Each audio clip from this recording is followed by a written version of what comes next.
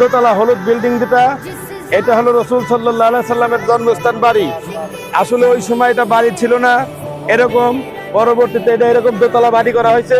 এখন এটার মধ্যে লাইব্রেরি, যত কোরআন হাদিস এখানে রাখা হয় এই লাইব্রেরিতে। এটা রাসূল সাল্লাল্লাহু আলাইহি সাল্লামের বাড়ি। আল্লাহ রাসূল সাল্লাল্লাহু আলাইহি সাল্লাম এই বাড়িতেই বসবাস করতেন। আর হলো উনার চাচা, আমরা ইতিহাসে শুনেছি ওয়াজ নসিহতে যে আবু জেহেল রাসূল সাল্লাল্লাহু আলাইহি সাল্লামের বাড়ির সবচেয়ে কাছের লোক হলো আবু জেহেলের বাড়ি। আপনি দেখেন, এইটা রাসূলুল্লাহর বাড়ি আর এইটা হলো আবু জেহেলের বাড়ি। হাতের ডান পাশে তাকান, এই বিল্ডিংটা, এইটা আবু জেহেলের বাড়ি। আবু জেহেল রাসূলের সবচেয়ে বিরোধিতা করছে। আল্লাহ রাসূল চিন্তা করলেন একদিন যে আবু জেহেলকে দাওয়াত দিতে যাই।